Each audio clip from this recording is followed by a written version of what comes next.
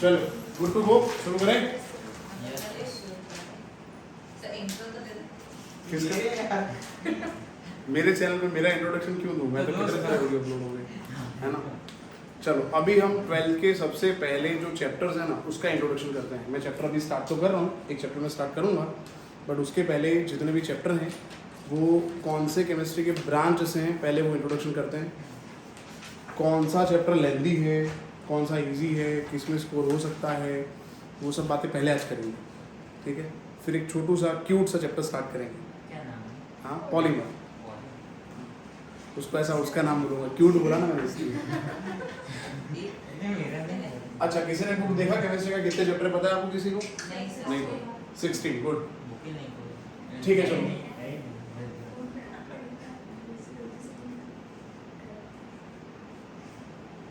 Total में कितने chapter है? यस, सबसे पहला चैप्टर है फिजिकल केमिस्ट्री। क्या नाम है चैप्टर का?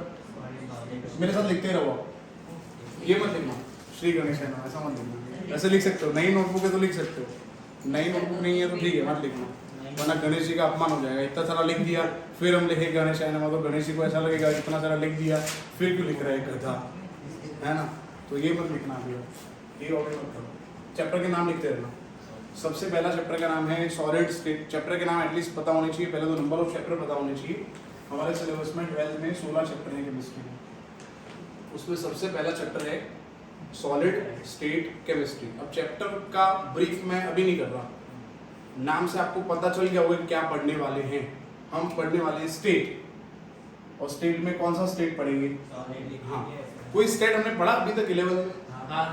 कौन सा स्टेट पढ़ा? हाँ, लिक्विड, गैस पढ़ा। और गैस के अंदर हमने क्या पढ़ा? जैसे टॉपिक के नाम बताओ। बॉयल पढ़ा, फिर चार्ल्स, फिर गैल्यूसेट पढ़ा, फिर एवोगैड्रो पढ़ा, गुड। फिर partial pressure, Dalton's partial pressure का पढ़ा था। फिर आइडियल गैस इक्वेशन पढ़ा, रियल गैस इक्वेशन पढ़ा। फिर लिक्विफिकेशन, वो कॉम्प्लिकेटेड ग्राफ प्लॉट किया था। हाँ, अलग अलग टेम्परेचर पे लिक्विफिकेशन हुआ था। उसके बाद बस इतना पढ़ा हमने। काइनेटिक थ्योरी पढ़ा था, है ना, ऐसे टॉपिक पढ़े हमने। तो गैसेस स्टेट हमने ऑलरेडी पढ़ लिया है। अब उसके अलावा स्टेट है सॉलिड और लिक्विड। तो सॉलिड अभी हम पढ़ेंगे, तो पूरे चैप्टर में हमें सॉलिड स्टेट के बारे में पढ़ना है। अच्छा, गैस और सॉलिड के मतलब कौन सा स्टेट बाकी रहा? तो वो हम पढ़ेंगे चैप्टर नंबर 2, जिसका नाम ये है। क्या नाम है? एग्जैक्टली, चैप्टर का नाम ही है, लिक्विड स्टेट नाम नहीं, पर नाम है सॉल्यूशंस। हाँ, बट मैंने आपको बोला हम कौन सा स्टेट इस चैप्टर में पढ़ने वाले हैं? एग्जैक्टली, तो हम कौन से सॉल्यूशन पे फोकस करेंगे चैप्टर में? एग्जैक्टली, क्योंकि ऐसा नहीं है कि सॉल्यूशन का मतलब लिक्विड, ऐसा नहीं होता। सॉल्यूशन का मतलब क्या होता है पता है? जब सॉल्यूट और सॉल्वेंट दोनों कंबाइन होंगे और जो मिक्सचर बनेगा दैट इज कॉल्ड सॉल्यूशन। ऐसा आपने पढ़ा होगा, है ना। मिक्सचर वर्ड पढ़ा आपने? अच्छा, मुझे कोई बता सकता है मिक्सचर कितने टाइप के होते हैं? ये बायजूस वाला नॉलेज है? गुड, होमोजीनियस और अच्छा, होमो का एग्जांपल?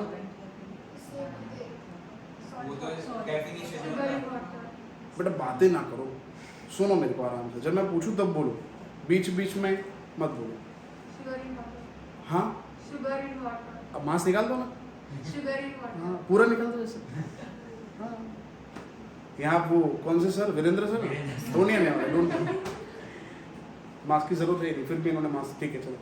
हाँ, मैं ऐसा बोल रहा हूँ कि सॉल्यूशन का एग्जांपल आपने बताया सॉल्ट प्लस वाटर, फिर क्या बताया? हाँ, तो वो जो आपने बताया, जैसे आपने बताया सॉल्ट, या फिर मैं दूसरा जो आपने बताया वो शुगर प्लस पानी। तो दोस्तों इसका स्टेट क्या है? कौन से स्टेट में होता है हैं? और ये तो लिक्विड है, समझे आप? तो लिक्विड सॉल्यूशन बना, बट जो हम गोल्ड ऑर्नामेंट्स जो हम पहनते हैं इसके अंदर ये मिक्स होता है। क्या मिक्स होता है? क्या है? हाँ, तो ये भी तो सॉल्यूशन हुआ ना। तो सॉल्यूशन का मतलब ऑलवेज ऐसा नहीं है कि लिक्विड ही होगा, सॉलिड प्लस सॉलिड मिक्स होके भी क्या बना सकता है। तो इस चैप्टर में 12th में हम कौन से सॉल्यूशन पढ़ने वाले हैं? सॉलिड सॉल्यूशन नहीं पढ़ने वाले, सॉलिड सॉल्यूशन पढ़ेंगे सॉलिड स्टेट में।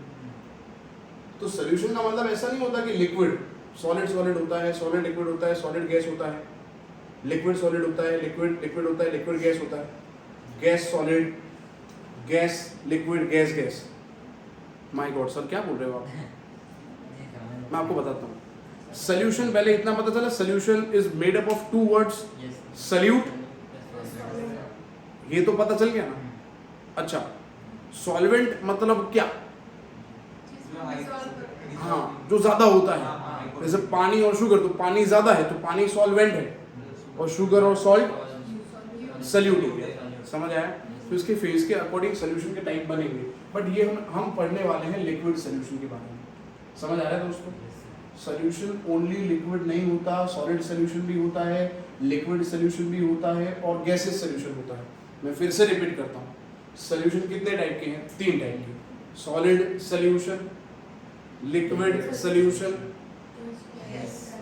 Great gases solution. बट हम इस यहाँ पे 12th में ये पूरे साल इस टर्म में सॉल्यूशन चैप्टर में कौन से सॉल्यूशन के बारे में बात करेंगे? एग्जैक्टली लिक्विड सॉल्यूशन के बारे में बात करेंगे।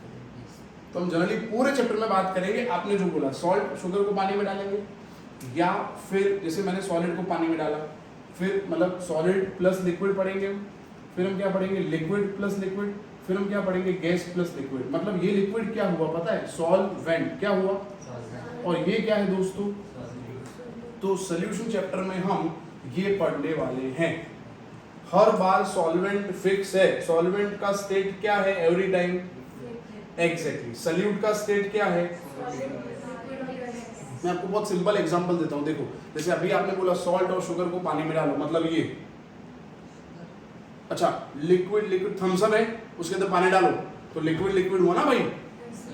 हाँ, इथेनॉल पार्टी मटेरियल, अंदर पानी तो लिक्विड लिक्विड हुआ ना।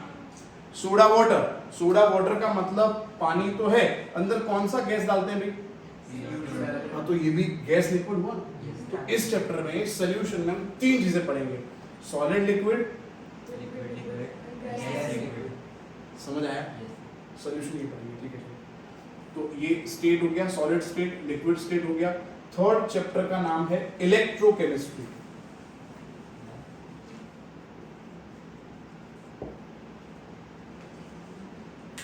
थर्ड चैप्टर, ये सब नहीं लिखा तो मत लिखना, कोई जरूरत नहीं, ये लिखा डायरेक्ट ही लिख दो, लिखना है तो ठीक है, बाकी ये लिखो। अब ये क्या है, इसमें क्या पढ़ना है? मैं आपको एक चैप्टर याद कराता हूँ 11th का, ताकि आप कनेक्ट कर पाओ। एक चैप्टर था 8th नंबर का जिसका नाम है जो भी हमने पढ़ा जैसा, बस वो रेडॉक्स है, वो इलेक्ट्रोकेमिस्ट्री, इसमें ये पढ़ना है। इसमें चीज हमने पढ़ी थी, जो पूरा टॉपिक इसमें है, EMF सीरीज, EMF सीरीज। मैंने 2 आपको जैसे कॉपर और जिंक मैंने बोल दिया, कौन किसका ऑक्सीडेशन कर सकता है, वो वाला थ्योरी में पढ़ा। अरे इलेक्ट्रॉन पोटेंशियल वाला थ्योरी, हाँ, जिसका पोटेंशियल ज़्यादा नेगेटिव होगा उसका रिएक्टिविटी ज़्यादा होगा, ऐसा मुझे पढ़ा था। वो वाला टॉपिक पूरा इसके अंदर है। तो इलेक्ट्रोकेमिस्ट्री को आप कनेक्ट करोगे 11th के रेडॉक्स से, अगर इसके बारे में आप अच्छे से जानते हो तो चैप्टर इजी हो जाएगा। 4th चैप्टर है दोस्तों केमिकल काइनेटिक्स।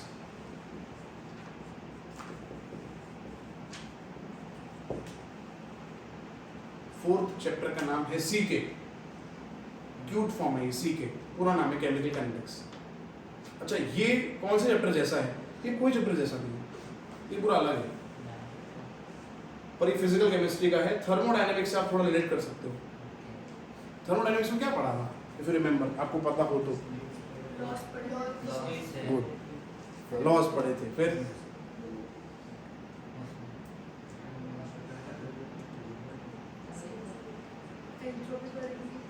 हाँ गुड, एंट्रोपी से क्या पता चलता है? वेरी नहीं, डिसऑर्डर पता चलेगा, इतना है तो खुश होना मेरी बात। थर्मोडायनेमिक्स से ये पता चलेगा कि केमिकल रिएक्शन होगा या नहीं होगा। पूरा थर्मोडायनेमिक्स पढ़ने का सेंस क्या है, समरी क्या है? Whether a chemical reaction will be spontaneous or not, whether a chemical reaction will occur on its own or not, अपने आप होगा कि नहीं। चलो पता चल गया होगा, तो फिर हमें रेट ऑफ रिएक्शन जानने के लिए क्या पढ़ना पड़ेगा? क्या जानने के लिए? अच्छा, रेट क्या होता है? हाँ, वेरी गुड, टाइम। क्योंकि पता होना चाहिए रिएक्शन हो रहा है तो पता चल गया। अच्छा, कब खत्म होगा पता होना चाहिए ना। चाय बनाना शुरू कर दिया, 5 दिन बाद चाय बनेगी तो मेहमान भाग जाएंगे। माय गॉड, प्रोडक्ट बनेगा या नहीं अगर वो आपको पता चल गया। इसको देखो, पोलियो दे रहा हूँ, रिएक्शन होगा कि नहीं अगर आपको ये पता चल गया। उसके बाद ये पता लगाना जरूरी है कि रिएक्शन कब खत्म होगा, तब प्रोडक्ट बनेगा, डिस्पैच होगा, कस्टमर खरीदेगा और फिर पैसा आएगा। तो केमिकल काइनेटिक्स से पता क्या चलेगा, मुझे बताओ। क्या बोला मैंने, क्या पता चलेगा? Exactly, to know ROR, to know ROR, rate of reaction. हम क्या स्टडी करेंगे? केमिकल काइनेटिक्स या फिर स्पीड ऑफ रिएक्शन। हाँ, स्पीड 1 सेकंड में खत्म होगा, 1 दिन में खत्म होगा, 1 मिनट में खत्म। जैसे कि एक रिएक्शन बताता हूँ, न्यूट्रलाइजेशन। What is neutralization? क्या टाइमलाइन है इसका? 1 नैनो सेकंड। फिर से बताऊं, आपने टेस्ट ट्यूब में एसिड और बेस मिक्स किया, 10⁻⁻⁹ सेकंड में रिएक्शन खत्म। जैसे मिक्स हुआ ना, रिएक्शन हो गया खत्म। हाँ, NaOH plus HCl gives H2 plus, तुरंत बन जाएगा। अच्छा, दूध है, दूध वो दही बन जाता है। हाँ। ये भी तो केमिकल रिएक्शन हुआ, फर्मेंटेशन। ये कितने टाइम में होता है? हाँ, कुछ आवर्स में होता है। तो आपने देखा वो रिएक्शन बहुत जल्दी हो गया, न्यूट्रलाइजेशन वाला, और दूध फट गया, दही बन गया, कर्ड बन गया, पर टाइम लगा ना, 4-5 घंटे लगे। अच्छा, और 2 दिन बाद दूध दही बनता है कभी कभी। वो कब होता है, कौन से सीजन में ऐसा होता है? विंटर्स में, और गर्मियों में जल्दी फट जाता है। इसका मतलब ये हुआ, टेम्परेचर इंक्रीज होने से रेट ऑफ रिएक्शन इंक्रीज होगा। समझ आ गया? इन शॉर्ट बहुत सारे केमिकल रिएक्शन है, हर एक का स्पीड कैसा होगा? एग्जैक्टली। तो स्पीड जानने के लिए हम ये चैप्टर पढ़ेंगे, ठीक है? तो क्या जानने के लिए चैप्टर पढ़ रहे हैं बताओ? या फिर दूसरा मैंने क्या बताया? एग्जैक्टली, याद रखना, रेट ऑफ रिएक्शन और स्पीड ऑफ केमिकल रिएक्शन हम जानेंगे by studying this chapter, chemical kinetics. ठीक है, ग्रेट। इसका नाम है ये, 5th चैप्टर का नाम है ये। अच्छा, ये आपको मैं कहीं कनेक्ट करके नहीं बता सकता ये क्या है, क्योंकि ये पूरा कंसेप्ट नया है आपके लिए, आपने कहीं पे स्टडी नहीं किया है। चैप्टर का नाम है ये सरफेस केमिस्ट्री। क्या पढ़ोगे आप? Absorption, adsorption, sorption, adsorbate, adsorbent, desorption. बड़ा डिप्रेशन ना हो जाए। मैंने बोला ना, ये कहीं पे 11 में ऐसा कोई टॉपिक हमने पढ़ा ही नहीं है, तो नया है आपके लिए। बट ये खत्म हो गए चैप्टर फिजिकल के। फिजिकल केमिस्ट्री के कितने चैप्टर है 12th में? पहले 5, ठीक। उसके बाद जो 4 चैप्टर है आईसी के, इनऑर्गेनिक केमिस्ट्री। इसका नाम मेटलर्जी, बहुत बड़ा नाम है, general principle and techniques, isolation techniques of element. But उसको मैं एक वर्ड में समराइज करता हूँ, metallurgy. Purification techniques of metal, mineral से मेटल कैसे एक्सट्रैक्ट होता है। You studied this? आपने पढ़ा ऐसा कुछ? कहाँ पढ़ा? क्या पढ़ा था? टॉपिक बताओ।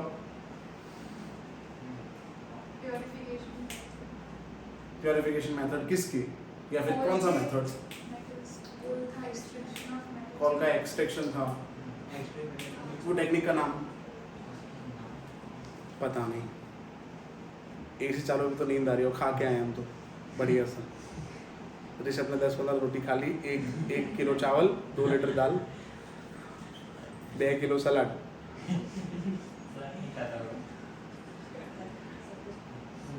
अच्छा, फ्रॉथ फ्लोटेशन ऐसा कुछ सुना या फिर पढ़ा? Froth flotation, magnetic separation, hall Herald process, my God, blast furnace हैं। अभी सुने जरूर।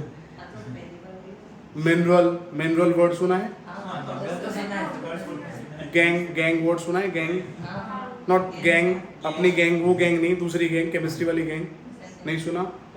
मिनरल सुना है? Mineral what is mineral? तो वो तो पता नहीं है सर, सुना है मिनरल, पता नहीं मिनरल क्या होता है। मेटल का इम्प्योर फॉर्म, जैसे बॉक्साइड है Fe2O3 into XH2O, Fe2O3 into XH2O, तो उसमें आयन प्योर थोड़ी है, आयन के अंदर पानी भी है, ऑक्सीजन भी मिक्स हो गया। समझ आया? मिनरल मतलब impure form of metal, impure form of metal मतलब मिनरल। वो सब चीज़ें हमें पढ़नी है, मिनरल पढ़ना है, गैंग पढ़ना है, और पढ़ना है, और मतलब और पढ़ना है नहीं, ORE, और या और व्हाटएवर जो बोलेंगे, और हाँ। फिर सेपरेशन छोड़ो अभी यार, ठीक है ना, मेटलर्जी रखो अभी कहाँ ये चैप्टर पढ़ना है अभी, है ना। चलो अच्छा, एक चैप्टर हमने पढ़ा पी ब्लॉक, उसमें कौन से ग्रुप पढ़े? 13 14 ना, तो 15 16 17 18 इसमें पढ़ेंगे। तो लिख दो पी ब्लॉक, पर लिखो पार्ट 2, जैसे बॉलीवुड में होता है ना भूतनाथ रिटर्न्स, ऐसे P block 1, P block part 2। इसमें कौन से ग्रुप पढ़ने मैंने यहाँ बता दिया, 15 16 17 और 18। 15 में पहला एलिमेंट कौन सा है? नाइट्रोजन, तो पूरी फैमिली का नाम है नाइट्रोजन फैमिली। 16 में oxygen family, halogen family, inert gases, noble gases, ठीक है। चलो 8 कौन सा ब्लॉक बाकी रहा? एस ब्लॉक तो हो गया ना दोस्त, वो तो 11 में हो गया, जो नहीं वो पढ़ेंगे ना, एस ब्लॉक फिर से क्यों पढ़ेंगे? अच्छा, फिर coordination compounds,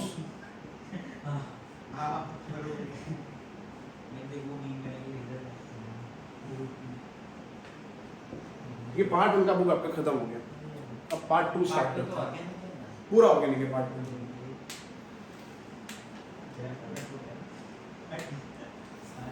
try to remember name, और जो भी चीजें मैं बोल रहा हूँ उस चैप्टर के बारे में उतना याद करने की आप कोशिश करो कि चैप्टर का समरी क्या है, चैप्टर में क्या पढ़ने वाले हैं या क्यों पढ़ रहे हैं चैप्टर।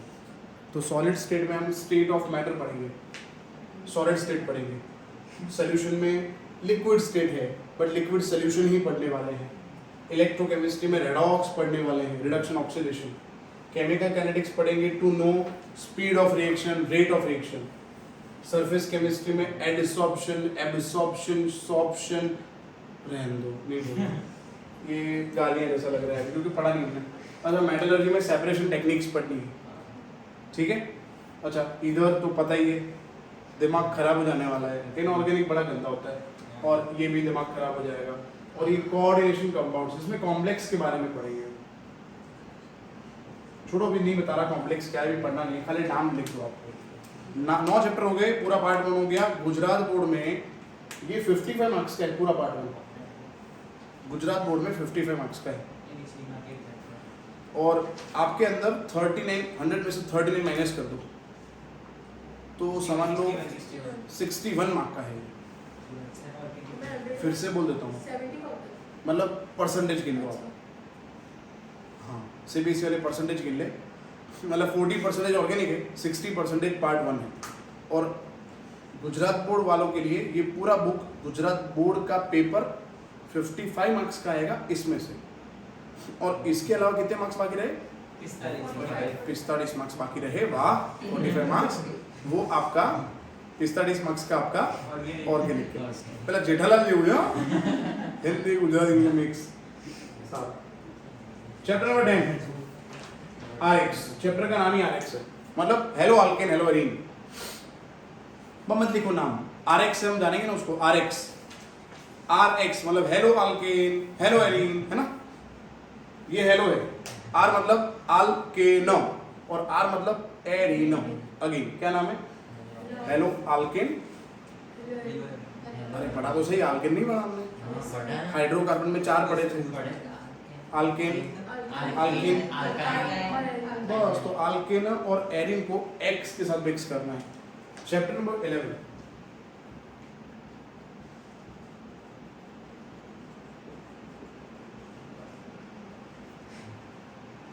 सिंबल नहीं लिखना, इसका थोड़ा स्ट्रक्चर कॉम्प्लिकेटेड है तो रहने दो, अभी आप नाम याद रखो ना। अल्कोहल नाम है इसका, ROH मतलब फेनॉल और ईथर। अच्छा ये फंक्शनल ग्रुप है जो भी हमने पढ़े ऑर्गेनिक में, अल्कोहल ग्रुप पढ़ा था हमने नोमेनक्लेचर में। सफिक्स क्या था अल्कोहल का? गुड। फिनॉल को कोई सफिक्स नहीं है, फिनॉल फिनॉल है, सिंगम एक ही है खुद। ईथर अल्कोक्सी, कोई बात नहीं छोड़ो, अभी तो खाली चैप्टर नाम तो याद रखो चैप्टर का, alcohol phenol and ether. 12th chapter का नाम लिखो aldehyde ketone and acid, symbol लिख दो, मतलब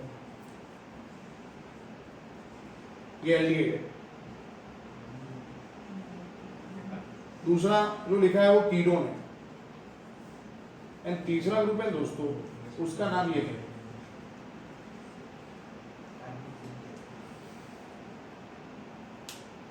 thirteen.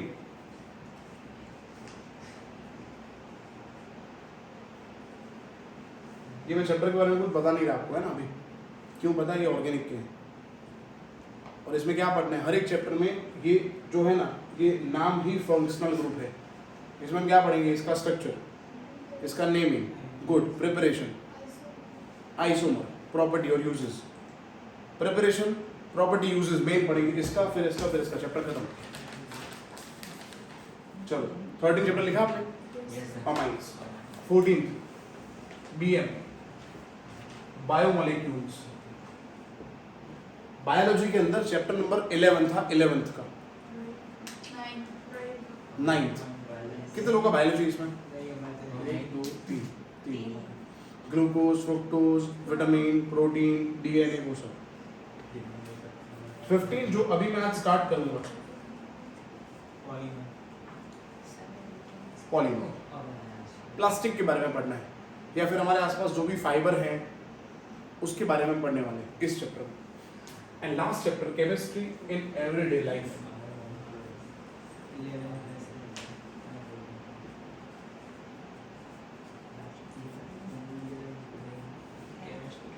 Chemistry in everyday life, अपना जीवन में केमिस्ट्री।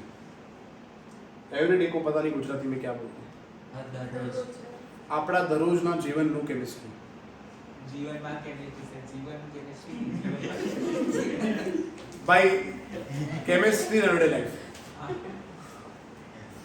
નો ના પછી દરરોજ એ બધું ચેન્જ થઈ જાય, ગુજરાતીમાં થોડી તકલીફ પડે છે પણ સમજ પડી ગઈ। કેમિસ્ટ્રી ઇન एवरीडे लाइफ, દરરોજ નું કેમિસ્ટ્રી, दररोज केमिस्ट्री जो भी है एवरीडे केमिस्ट्री। पर इसमें हम क्या पढ़ने वाले, ड्रग्स और मेडिसिन, ड्रग्स एंड, हाँ ये लिखा है एवरीडे लाइफ, पर हम मेडिसिन के बारे में पढ़ेंगे कि एसिडिटी है तो कौन सी दवाई लेनी है, फिर किसी को ये पढ़ के डिप्रेशन आ गया तो कौन से एंटी डिप्रेशन लेने हैं, सोप है, डिटर्जेंट है, केमिकल्स इन फूड, ये सब हम पढ़ने वाले हैं, ठीक है। हाँ तो अब हम स्टार्ट करेंगे ये वाला चैप्टर। ये पूरा पार्ट 2 है यहाँ से, और ये गुजरात बोर्ड में है 45 मार्क्स का और 40% है CBSE के अंदर। अभी थोड़ा सलाह दे देता हूँ 2-3 मिनट, फिर चैप्टर स्टार्ट करता हूँ। जो मैं पढ़ा ना हर रोज का रोज काम करना। 11 में क्या हुआ है, आपका हर रोज काम नहीं हुआ है, इसलिए कहीं ना कहीं आपको कोई सब्जेक्ट के प्रति आपको ऐसा हो गया सब्जेक्ट पसंद ही नहीं है या नहीं मज़ा आ रहा है या वॉट एवर, एक जिसको बोलते हैं ना कि यार फिजिक्स पढ़ना है, फिजिक्स को पढ़ना है, ऐसा हो गया आपको, या फिर केमिस्ट्री में ऐसा हो गया, बायोलॉजी मैथ्स में, क्योंकि आपने हर रोज़ किया नहीं है। साइंस टफ नहीं है, साइंस टफ है जब आप हर रोज़ का रोज़ होमवर्क नहीं करते हो, फिर आप स्टडी नहीं करते हो, फिर आप 2-3 वीक आपने जान दिया, फिर आपने सोचा अब मैं करता हूँ क्योंकि एग्ज़ाम आ रही है। जैसे यहाँ पे एग्ज़ाम मैं लूँगा एवरी संडे, फिर एग्ज़ाम आएगी तब पढ़ोगे तो आपको फिर समझ नहीं आएगा। और दूसरी मेन दिक्कत क्या है, आप लोग खाली फिजिक्स थोड़ी पढ़ते हो, केमिस्ट्री थोड़ी पढ़ते हो, सब पढ़ते हो। अभी आज केमिस्ट्री का लेक्चर हुआ, फिर कहीं फिजिक्स का लेक्चर हुआ, फिर मैथ्स का हुआ, अच्छा बीच में कहीं स्कूल के टीचर आ गए, उन्होंने कुछ पढ़ा दिया, तो फिर वापस आधा लेक्चर हुआ, और बहुत दुख खिचड़ो थी जाए। हाँ खिचड़ी डोडी साग चाले खिचड़ो खिचड़ी બધું સરખું છે ને, એવું છે, ओके तो पता नहीं मिक्स हो जाएगा। ऐसा बोलो सर। समझ गए ना आप लोग? Summary of the story mix हो जाएगा। तो हर रोज का हर रोज होमवर्क करो, काम करो, एवरी संडे एग्जाम जो है उसके पहले रिवीजन करो तो हो जाएगा काम। और जब पढ़ो तो लिख लिख के पढ़ो, नोटबुक मैक्सिमम जितना लिखोगे। और गुजरात बोर्ड वाले बच्चे तो खास सुन लें आप लोग, सीबीएसई वाले छोड़ दो, आप लोग अभी से लिखने का प्रैक्टिस रखना। गुजरात बोर्ड में ऐसा है कि जितना ज़्यादा लिखा है ना उतने ज़्यादा मार्क्स मिलेंगे। हाँ, सीबीएसई में ऐसा नहीं। सीबीएसई में 3 मार्क का क्वेश्चन, क्यूट सा आंसर 3-4 लाइन में ख़त्म होता है। हर एक आंसर नहीं, पर हाँ लॉजिकल क्वेश्चंस के आंसर ऐसे ख़त्म होते हैं। समझ आ गया आपको? अच्छा चलो, और एक बात, सीबीएसई वाले बच्चे only exercise and text question करोगे तो चलेगा पूरे सिलेबस में, ठीक है? गुजरात बोर्ड के बच्चे इंडेक्स क्वेश्चन एक्सरसाइज इसमें करेंगे, इसमें एक्सरसाइज इंडेक्स क्वेश्चन नहीं करोगे तो चलेगा, और थियरी करना पड़ेगा, मतलब रट्टा मारना पड़ेगा। मैंने बोला ना, जितना लंबा लिखोगे ना उतने ज़्यादा मार्क्स आएंगे गुजरात बोर्ड में। समझ आ गया आपको? अपनी बुक है ना, बहुत मस्त डिज़ाइन करी है गुजरात बोर्ड की बुक, बहुत ही अच्छी डिज़ाइन करी है। आप देखो, एक टॉपिक, फिर कुछ क्वेश्चंस, और कुछ क्वेश्चन में क्या है, कुछ क्वेश्चन सॉल्व करे हुए हैं, और फिर दूसरे क्वेश्चन दिए इंडेक्स क्वेश्चन जो आपको खुद सॉल्व करने हैं। तो टॉपिक अच्छे से आपका प्रिपेयर हो ही जाएगा अगर आप रोज़ फॉलो करोगे तो। अच्छा, आपने वो छोड़ दिया फिर गड़बड़। मैंने बोला हर रोज़ का रोज़ नहीं किया ना तो गड़बड़ हो जाएगी। सिलेबस आप देखो कितना लेंथ है, कितने सारे चैप्टर। अच्छा 16 नहीं है, 48 है, क्योंकि इतने फिजिक्स के भी तो हैं, इतने मैथ्स या बायो के, मैथ्स के भी इस वजह से। तो 50 चैप्टर हो गए भाई, 50 चैप्टर। एक चैप्टर में मिनिमम 20 थ्योरी होगी। 50 50 को 20 से मल्टीप्लाई किया करो, कितना हुआ? कितने थ्योरी है? अच्छा, एग्जाम में बोर्ड में कितनी थ्योरी लिखनी है?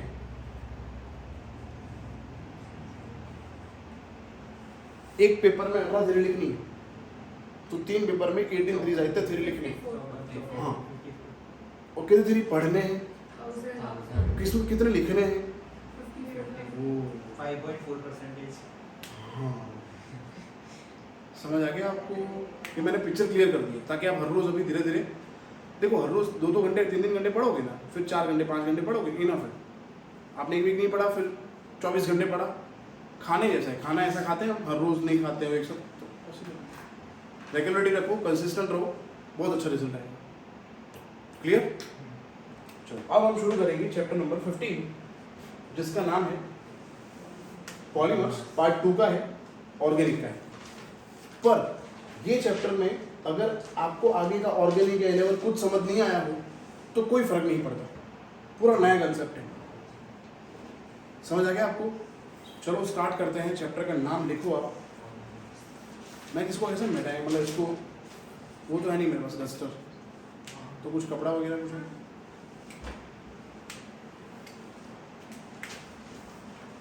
टाइटल लिखा आपने? टाइटल लिखा? पॉलीमर्स। इंट्रोडक्शन करते हैं और फिर का थ्योरी कंप्लीट हो गया।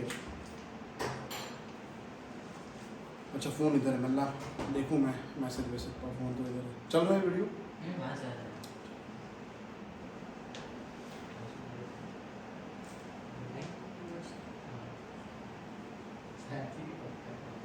और हाँ दोस्तों, मैंने ऐसा सोचा कि अभी हम जो आपके एग्ज़ाम आ रही है 4 से 11 किसी की है, फिर 18 to 22, हम छुट्टी रखने ही नहीं वाले यहाँ पे। हाँ, हम कंटिन्यू करें।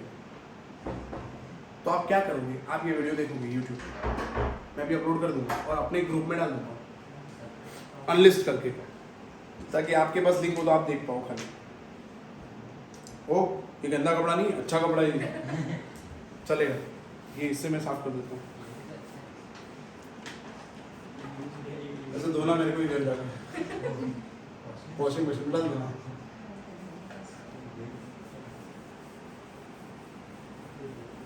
क्या आपकी क्या राय है, क्या सोच रहे हो, बताओ?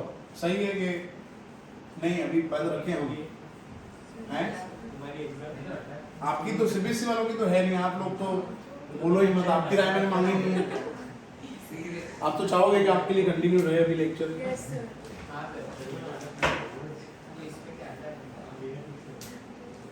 बाकी सबको पूछ रहा हूँ जिनकी एग्जाम, आपकी एग्जाम 18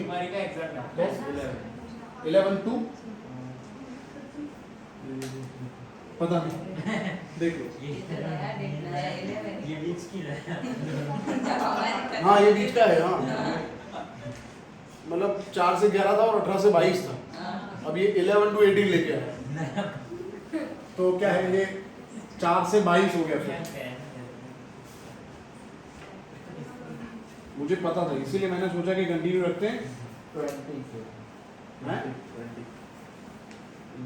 11 to 20 बोलो, आप लोग बताओ ऐसा करें, कंटिन्यू रखें कि बंद करें?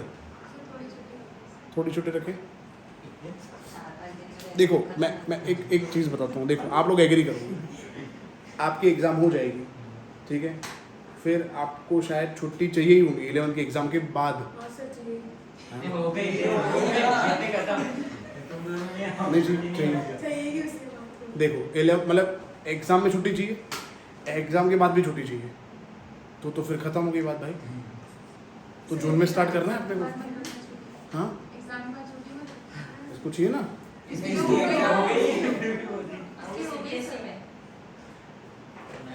तो क्या करें आप लोग बताओ, छुट्टी रखें अभी? ओके, आप कब एग्ज़ाम? ओके, आपको तो पूछ ही नहीं सकते, आपका कब है पर एग्ज़ाम? एग्ज़ाम कब है? 19 to 28 कंटिन्यू ही रखना है। हाँ सॉरी, आपको ही पूछ सकते हैं। एग्ज़ाम कब है आपकी?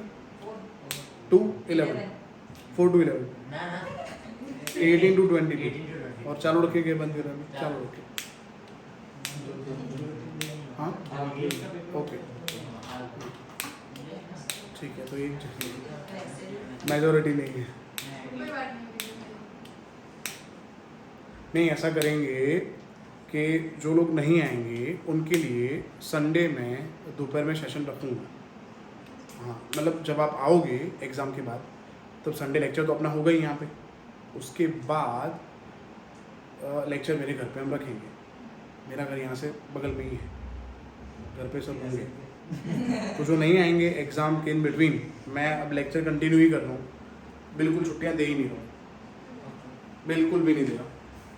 हाँ 24 से शायद सब आएंगे, मतलब सबके एग्ज़ाम खत्म हो जाएंगे फिर सब आएंगे, तो 24 से 30 तक सब आएंगे, ठीक है। 30 को हम सोचेंगे कि 4-5 या 1 वीक छुट्टी देनी है कि नहीं देनी है। नेक्स्ट मंथ के 1 वीक हम छुट्टी का सोचेंगे, नेक्स्ट मतलब अप्रैल नहीं, अप्रैल के बाद वाला मंथ, क्योंकि तब तक अगर हम कंटिन्यू करते हैं विदाउट ब्रेक तो 2 चैप्टर आराम से हो जाएंगे। हाँ कौन सा चैप्टर लास्ट जो 2 लिखे थे? हाँ दरोजनी लाइफ में केमिस्ट्री और नेपोलियन, ये हो जाएगा आराम से, समझे। उसकी एग्ज़ाम भी हो जाएगी, एमसीक्यू की एग्ज़ाम भी हो जाएगी, उसका कंटेंट बोर्ड का भी हो जाएगा, कॉम्पिटिटिव एग्जाम का भी कंटेंट हो जाएगा, 2 चैप्टर कंप्लीटली हो जाएंगे परफेक्ट। यहाँ पे तो मैं सब अपलोड कर रहा हूँ, जितना भी हम बकवास कर रहे हैं बीच में वो भी मैंने काटा नहीं, मैं काटूंगा भी नहीं, सब डाल दूंगा यूट्यूब पे, आप देख लेना, फिर से देखना है तो समझ आ गया आपको? ग्रेट। फिर हम सोचेंगे 30 अप्रैल को कि मई में फर्स्ट वीक में छुट्टी देनी है या कब छुट्टी देनी है, ठीक है। चलो फिर आगे बढ़ते हैं। तो अब हम स्टार्ट कर रहे हैं चैप्टर नंबर 15। चैप्टर का नाम है पॉलीमर्स। पहले करेंगे इसका इंट्रोडक्शन, मेरे साथ आप लिखते रहो और ट्राई करो कि मुंह अपना बंद रखो, ट्राई करो, मतलब वो तो नहीं सकता क्योंकि मैं कब से बोल रहा हूँ पर हो नहीं रहा, तो ट्राई करो। चलो इंट्रोडक्शन में सबसे पहले पढ़ना है पॉलीमर क्या है, ठीक है। चलो तो लिखते हैं सबसे पहले पॉलीमर। पॉलीमर वर्ड का मतलब क्या होता है? पॉली का मतलब दोस्तों होता है मैनी, एंड MER का मतलब होता है unit. Many units when joined together by covalent bond. लिखना नहीं आपको यहाँ, मैं जो लिख रहा हूँ वही लिखो खाली, और कुछ नहीं लिखना, बाकी सुनो समझो, ना समझ आए तुरंत पूछो मेरे, है ना। फिर से रिपीट करता हूँ, पॉली का मतलब क्या होता है, मर का मतलब क्या होता है, बहुत सारे यूनिट जब कंबाइन होते हैं। अब कौन सा बॉन्ड बनेगा ये तो पूछ रहे ही मत, क्योंकि ऑर्गेनिक केमिस्ट्री में कोवैलेंट बॉन्ड ही तो बनता है भाई। ऑर्गेनिक केमिस्ट्री मतलब कार्बन का बॉन्ड। अच्छा कार्बन ऑलवेज इलेक्ट्रॉन शेयर करता है, और शेयरिंग से कौन सा बॉन्ड बनेगा, हाँ तो बड़ा सिंपल हो गया ना, many units when joined together by which bond?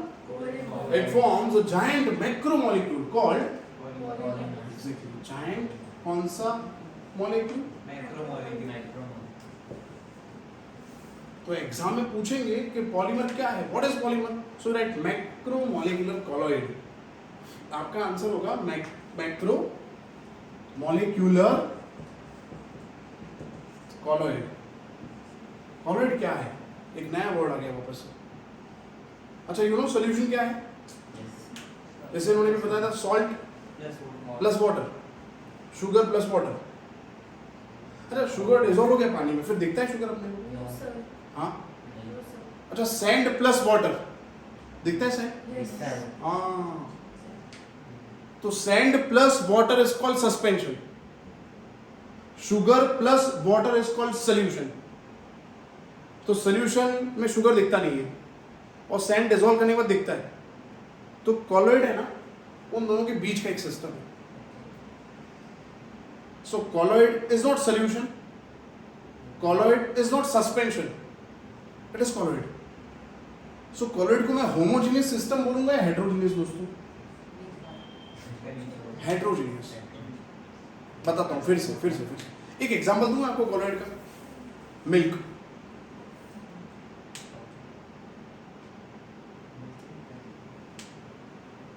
अच्छा कोई भी क्रीम मतलब पेस्ट फॉर्म,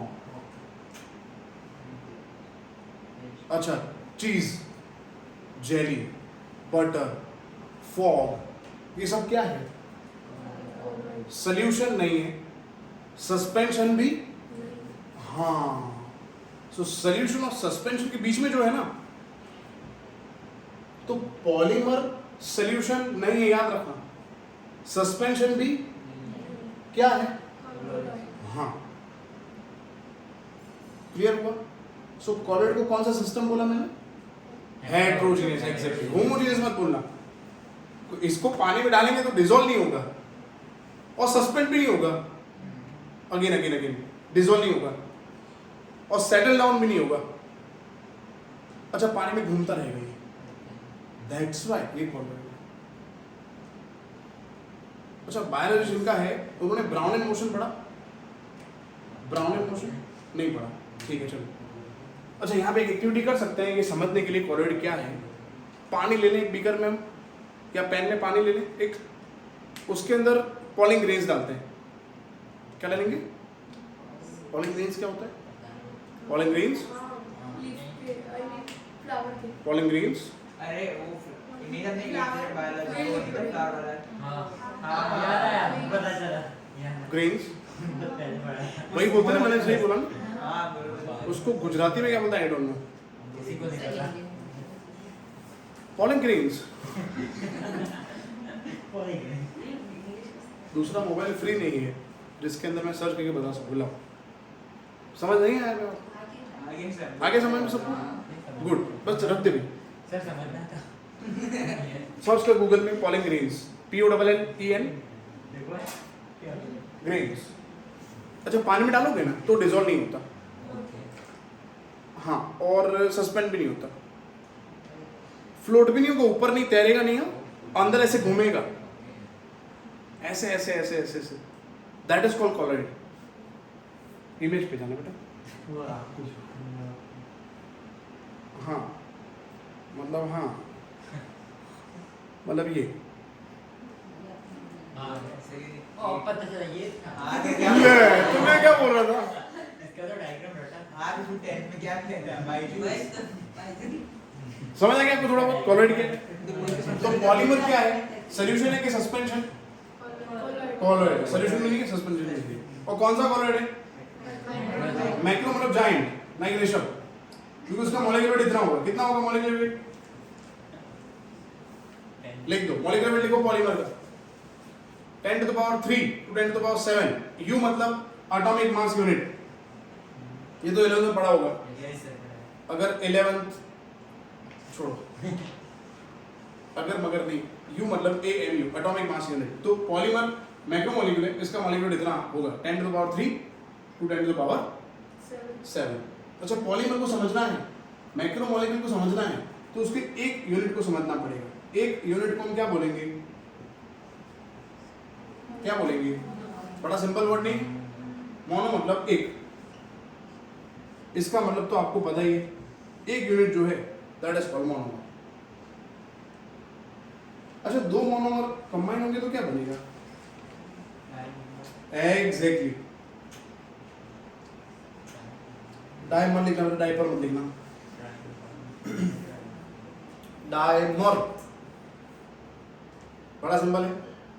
अच्छा, डाइमर के अंदर मोनोमर ऐड होगा तो क्या बनेगा? गुड। अच्छा, ट्राइमर में मोनोमर ऐड होगा तो क्या बनेगा? एग्जैक्टली। अच्छा, टेट्रामर में n number of monomer add करेंगे तो क्या बनेगा? पॉलीमर। समझते नहीं हुई है। 5 मोनोमर n लिखा, n मतलब मैनी, n का मतलब मैनी, तो पॉलीमर बन गया। तो पॉलीमर वर्ड समझ आ गया ना? पॉलीमर कहां से बनेगा, किससे बनेगा? मोनोमर से बनेगा। अच्छा, मोनोमर और मोनोमर में कौन सा बॉन्ड होगा? एग्जैक्टली। तो डाइमर बनेगा, फिर ट्राइमर बनेगा, फिर टेट्रामर, फिर पॉलीमर। तो मोनोमर अगर कोई आपको पूछे तो आप क्या बोलोगे? मोनोमर को डिफाइन कैसे कर सकते हो? Smallest unit in a polymer is called monomer. ये तो कोई इंट्रोडक्शन है, तो इसमें से कोई थ्योरी नहीं पूछ सकते, कोई थ्योरी नहीं पूछ सकते, नेवर एवर। तो एक्सप्लेनेशन पता होना चाहिए मोनोमर क्या है। मोनोमर का मतलब again, smallest unit in a polymer is called monomer. When two monomer join together by covalent bond, it forms then trimer, then polymer. ठीक है? The process by which monomer is converted to polymer is called polymerization.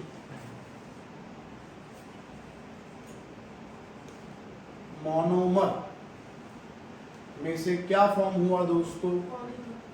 Polymer. इस process को हम क्या बोलेंगे? Polymerisation.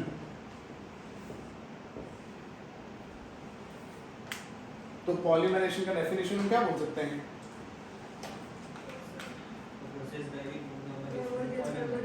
बेटा आपको जो समझ आए वही बोलना है, इंट्रोडक्शन है, कुछ थ्योरी नहीं बन सकती इसमें से। The process by which monomer units are converted to polymer is called, बड़ा सिंपल है ना? किसी को पानी पीना ऋषभ के लिए मटका है और हमारे लिए वाटर है। हाँ, वाटर है सर। अच्छा, आप लेके आए हो? क्या है ये?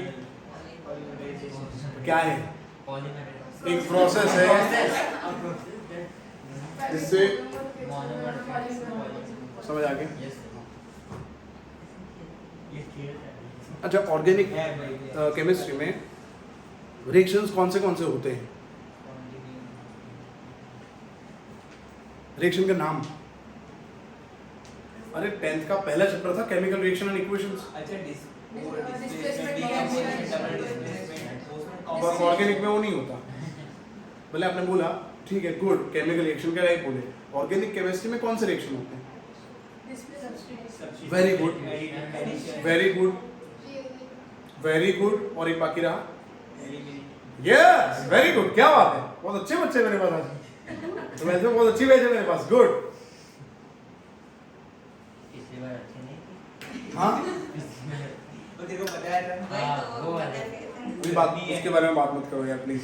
हमको बहुत भटकाया गया। अभी उसके बारे में बात नहीं करनी भाई, हमें भटकना नहीं है। अच्छा हाँ, आपने बताया ऑर्गेनिक केमिस्ट्री में 4 टाइप के रिएक्शन होते हैं। एडिशन बताया, एक सब्स्टिट्यूशन, एलिमिनेशन, रीअरेंजमेंट। उसमें से एक रिएक्शन यहाँ होगा, एडिशन। तो पॉलीमेराइजेशन है ना, वो 2 टाइप का होता है। पहला एडिशन, एंड बिलीव मी दोस्तों, ये बहुत ही सिंपल है। एडिशन मतलब एक मोनोमर को दूसरे मोनोमर में ऐड करना। जैसे कि बहुत सिंपल एग्जांपल, इथिन, इथिन, इथिन, इथिन, इथिन, इथिन, क्या बनेगा? पॉलीथिन। हाँ इजी। अच्छा propene propene propene propene propene propene क्या बनेगा? पॉलीप्रोपीन। समझ आया आपको? अरे यही तो पढ़ा ना, मोनोमर मोनोमर मोनोमर मोनोमर तो पॉलीमर। अच्छा vinyl chloride vinyl chloride vinyl chloride vinyl, समझे आप? This is addition polymerization. क्योंकि सिंपली कुछ भी नहीं करना, कोई रिएक्शन नहीं, खाली ऐड करो। समझ आया?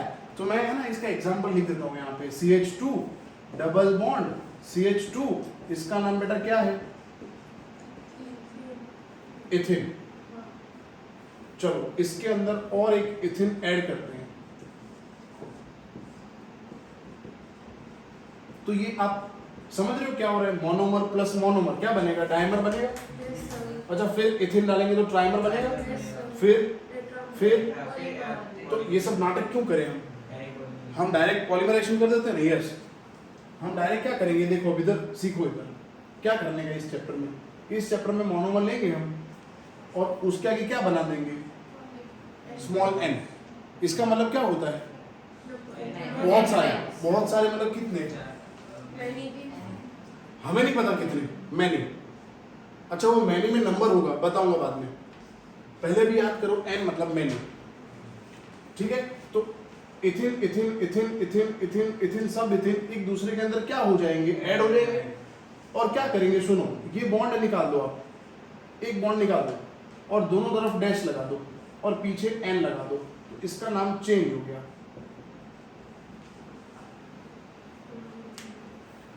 समझ आया थोड़ा बहुत? ऐसा क्यों किया मैं आपको समझाता हूँ, पहले लिख दो। इथिन में से पॉलीथिन बना दो, बना दिया आपने। अब मैं समझाता हूँ इसमें से कैसे बना। वैसे वो जरूरी नहीं जो मैं समझा रहा हूँ आपको, पर आपको कंफ्यूजन होगी कैसे लिखा सर आपको तो बताता हूँ। देखो तो अब मैं जो लिख रहा हूँ वो मत लिखना। इथिन लेंगे हमें, फिर हमने दूसरा इथिन लिया होगा, फिर हमने तीसरा इथिन लेंगे। अब हम नवरे नहीं बेटा, चौथा नहीं लेंगे, बस नवरा जी आपने। समझ आ जाएगा यहाँ तक आपको। देखो क्या होगा, देखो इधर इथिन के आगे कुछ इथिन होगा ना आगे, और तो ये अपना बॉन्ड इधर शिफ्ट करेगा। तो ये बॉन्ड क्या हो गया? सिंगल हो गया ना भाई, है? अच्छा ये बॉन्ड इधर शिफ्ट करेगा इन दोनों के बीच में, तो ये क्या हो गया? होता रहेगा ना कंटिन्यू। तो बाकी क्या रहेगा? CH2 single bond single bond single bond single bond single bond. तो पागल थोड़ी लिखेंगे CH2 50 बार, क्या लिखेंगे पीछे? खत्म ना। तो एक क्यूट फॉर्म लिख देंगे, इथिन पॉलीथिन। ये सब नहीं करना हमें, वरना फिर ऐसा करना पड़ेगा। वो बोलो क्लियर? इन शॉर्ट कहने का मतलब ये है कि जब मोनोमर यूनिट में एक ही डबल बॉन्ड होगा तो वो हम निकाल देंगे और दोनों तरफ डैश लिखेंगे और आगे जो n लिखा है वो नीचे लिख देंगे। तो मोनोमर का किस में कन्वर्जन हो जाएगा? पॉलीमर में। और नाम में क्या चेंज करेंगे? देखा आपने, इथिन था, मैंने ई निकाल के आगे पॉली लिखा, और ये नाम है ना बेटा, एक्सक्यूज मी दोस्तों, ये नाम है ना, ये कॉमन नेमिंग है। क्या है ये? तो उधर कुछ भी होगा नाम, फिर पैनिक मत करना ये नाम कहां से आया।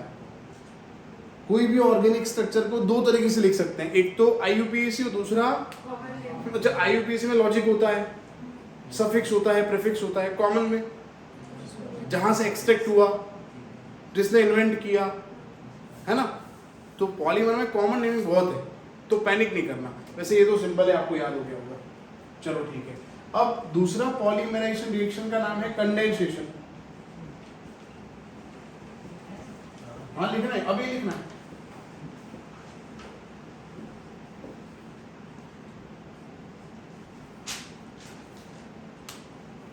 आपने अभी तक कोई ऐसा वर्ड पढ़ा कंडेंसेशन? और कंडेंसेशन क्या है ऐसा आपको पता है?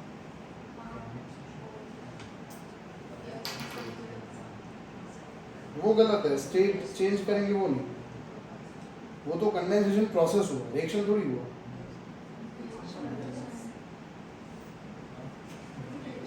रिएक्शन और प्रोसेस में क्या फर्क है? प्रोसेस का डेफिनेशन क्या पढ़ाया था मैंने? Change of state of matter is process. फिर से बताता हूँ, change of state of solid का लिक्विड हुआ तो रिएक्शन थोड़ी हुआ। सॉलिड का लिक्विड मतलब क्या हुआ ये? स्टेट चेंज प्रोसेस क्या हुआ? प्रोसेस रिएक्शन का मतलब तो रिएक्शन, अरे केमिकल रिएक्शन, बॉन्ड ब्रेक होगा, इधर थोड़ी बॉन्ड ब्रेक हो रहा है, इधर तो सॉलिड लिक्विड बन रहा है, तो प्रोसेस। अच्छा सॉलिड सॉलिड ही है बट कंपोजिशन चेंज हो गया तो रिएक्शन। अगेन रिपीट करता हूं, कंपोजिशन चेंज होगा तो रिएक्शन हुआ, स्टेट चेंज हुआ तो प्रोसेस। याद रखना ये, हाँ बहुत ही सिंपल डिफरेंस है। तो अभी तो हम पॉलीमराइजेशन रिएक्शन पढ़ रहे हैं, तो हम ऐसा नहीं बोल सकते कंडेंसेशन मतलब गैस कंडेंस हो गया लिक्विड हो गया, ऐसा नहीं बोल सकते हम, क्योंकि ये रिएक्शन है, प्रोसेस थोड़ी ना है। तो कंडेंसेशन क्या होता है? कंडेंसेशन का मतलब होता है एलिमिनेशन। क्या मतलब होता है? अभी तो आपने बोला, पता है ना, 4 टाइप बोले थे, एडिशन, सब्स्टिट्यूशन, एलिमिनेशन और रीअरेंजमेंट। उसमें से कंडेंसेशन का मतलब एलिमिनेशन।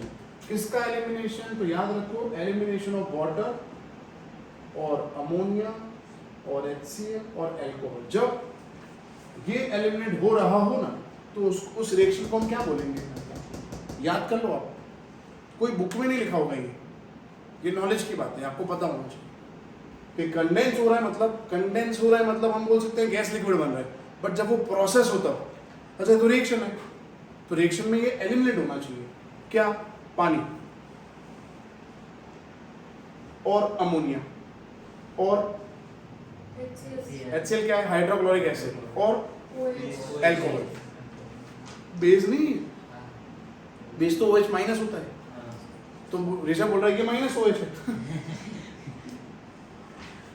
नहीं, वो आयन है और ये ग्रुप है अल्कोहल। जब ये एलिमिनेट हो रहा तो हम समझेंगे कंडेंसेशन हो रहा है। चलो इसका एग्जांपल है नायलॉन 66।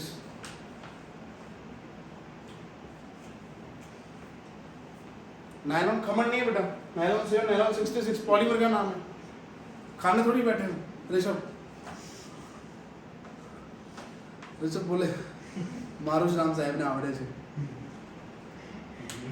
अभी मानव नहीं आया ना इसलिए, वरना तो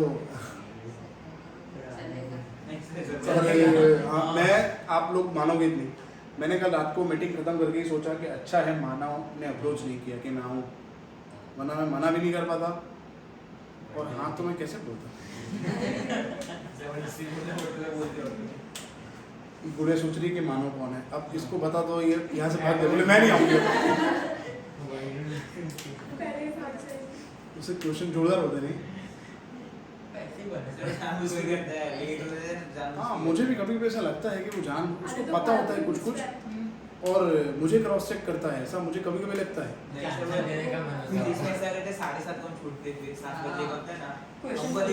अच्छा ऐसा फिजिक्स में होता है?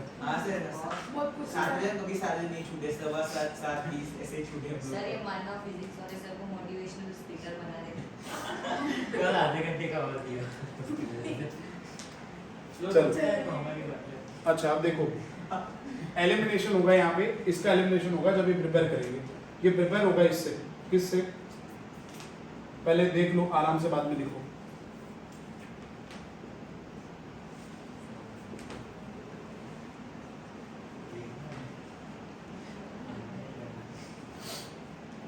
ये बहुत सिंपल था, पूरे चैप्टर में ऐसा नहीं है, ऐसे रिएक्शन भी पढ़ने पड़ेंगे। ये तो बड़ा क्यूट है, इथेन पॉलीथिन खत्म, माय गॉड, इतना क्यूट नहीं है पूरा चैप्टर, थोड़ा डरावना भी है। चलो ठीक है, ये एग्जांपल हो गया कौन से पॉलीमराइजेशन का? कंडेंसेशन। क्या होने वाला है देखो इसमें। अच्छा ये क्या है? ये मोनोमर है। ये क्या है? ये भी मोनोमर है। तो इसके आगे भी तो होगा ना मोनोमर। कौन सा मोनोमर होगा इसके आगे? ये वाला होगा, और इसके आगे ये होगा। समझे आप?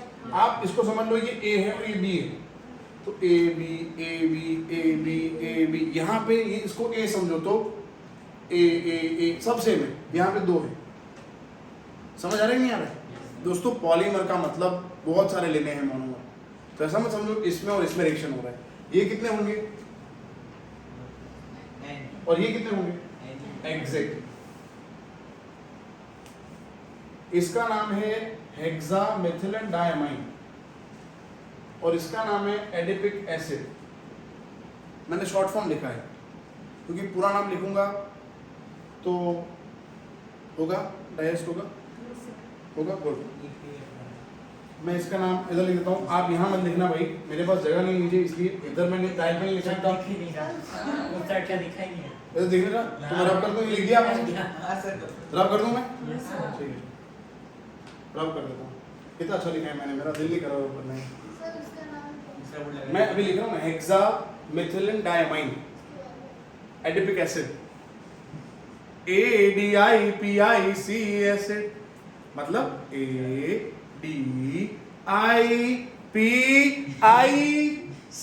लिख एसिड। खाली इसको एसिड समझ आया, आगे का कुछ समझ नहीं आया। एसिड का वही यूज है, कान में आते हैं ना। किसमें? ये क्या लिखा है? ये कान में? Exam IMI। भाई ना समझा तो मत लिखना, कुछ गलत मत लिखना। अब आपको कोई पूछेगा केमिस्ट्री में कहाँ जाते हो, डायरेक्ट मेरा नाम लोगे, परिवर्तन नहीं बोलोगे, इसलिए से गलती करना ही नहीं। पहले चलता था, पहले कर सकते थे, अब नहीं कर सकते भाई। नहीं पता 50 बार पूछ लोगे, अब डायरेक्ट मेरा नाम दोगे तो जैसे रिकॉर्ड आते हैं।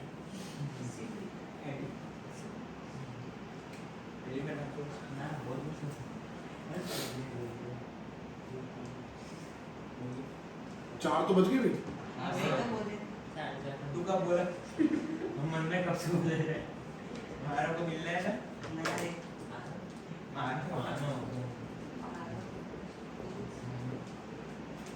चलो नाम लिख दिया आपने,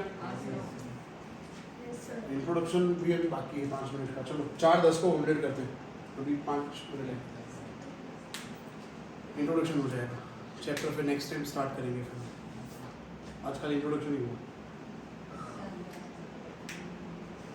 चलो ये स्ट्रक्चर आपको दिख रहा है कि फिर से लिखूं बेटा मैं? दिख रहा है? हाँ दिखा है। देख लो चलो। अच्छा मुझे बताओ इसके आगे क्या होगा इस तरफ? हाँ, और इसके पीछे क्या होगा? इसमें एग्री होगा, तो यहाँ पे इस तरफ ए होगा, उसका कौन सा ग्रुप इधर होगा? अरे मेरे दोस्तों, इसको अगर मैं इधर लिख दूं तो इधर कौन सा ग्रुप आएगा? इस तरफ COOH आएगा ना। और अगर मैं इसको इधर लिख दूं तो यहाँ पे कौन सा ग्रुप आएगा? हाँ मतलब NH2। एग्रीड भाई? कौन सा ग्रुप आएगा यहाँ? अरे और इधर यहाँ पे कौन सा ग्रुप आएगा? उसमें से OH निकालना है। क्या निकालना है? तो अभी तो है ही, निकालेंगे, कौन नहीं निकालेंगे, बाहर में। इधर से H निकालेंगे, क्या निकालेंगे? तो क्या बाकी रहा इधर? एग्जैक्टली। आप इधर मत लिखना, इसके नीचे लिखना मेरे भाई और बहनों। अच्छा NH, फिर CH2 6, उसको कोई फर्क नहीं पड़ा। अच्छा ये COOH से क्या निकल जाएगा? और यहां से H निकल गया तो क्या बाकी रहा? OH निकल गया तो क्या बाकी रहा? CO। फिर ये क्या है? CH2 कितने हैं? और यहां से क्या निकल जाएगा तो क्या बाकी रहा? ये बन गया नायलॉन 66। मैं फिर से एक बार रिपीट कर रहा हूं, अगर किसी को समझना है तो देख लो। आपको नहीं दिख रहा? चलो अब दिख रहा है अगेन। कर लेते हैं ना, इधर क्या फर्क पड़ता है, दर्ज खेती से नापड़ी। बस लो सुनो, इधर से H निकाल दिया हमने भाई, यहां से H निकाल दिया, इधर से यहां से खत्म। H निकल गया तो NH, CH2 6, NH, OH निकल गया तो क्या बाकी रहा? OC भी लिख सकते हो, ऐसे लिख सकते हो OC, बट O और C में डबल बॉन्ड है तो ये थोड़ा बेटर है। CH2 कितने हैं? और OH निकल गया तो क्या बाकी रहा? इसका नाम क्या है? क्लियर? तो पॉलीमराइजेशन रिएक्शन कितने टाइप के हैं? 2। कौन कौन से? एग्जैक्टली, एडिशन और डायरेक्ट नहीं बोलना। Condensation means elimination of water और अल्कोहल और HCl या अमोनिया। क्लियर? लास्ट एक एमसीक्यू, इंट्रोडक्शन खत्म हो जाएगा। लास्ट एमसीक्यू, ये जो हम दोस्तों एन लिख रहे हैं ना कब से, उसको बोलते हैं N is equal to degree of polymerisation.